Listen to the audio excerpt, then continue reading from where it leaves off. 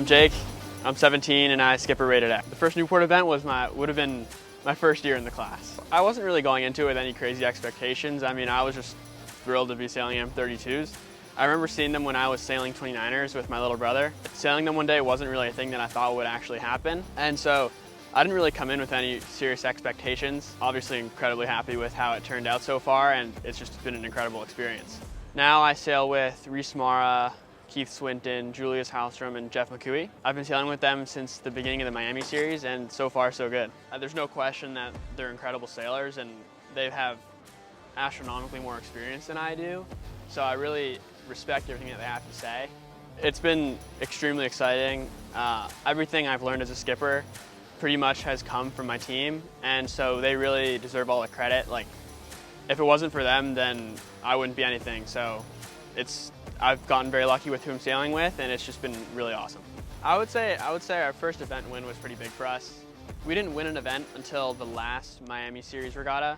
I've never been close to winning a World Championship. I've always wanted to, and I imagine that it would be pretty thrilling. I sail on the weekends, and I sail after school, so pretty much any free time that I have, I'm sailing. I did most of it crewing 29ers, pretty different than this, but there's a lot of similarities. I don't really do that well with free time, so that's sort of what I devote it to.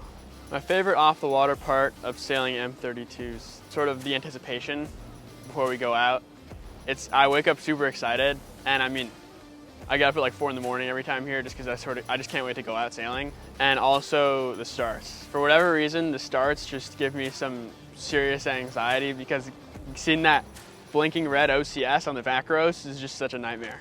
I mean, like, especially when you're barely over and you're just totally launched at the start, and then you get over the line and you have to sink back to the back of the pack. It's a bit of a killer, but I mean, that's what you get, you're over. So yeah, so we come early, practice a couple of days, and then everyone's super stoked for the regatta coming on Friday, and then we get in our first couple of races, which I'm really happy about. I think the 3-day regatta is definitely a good way to go, and then it's just sort of staying focused throughout Sunday.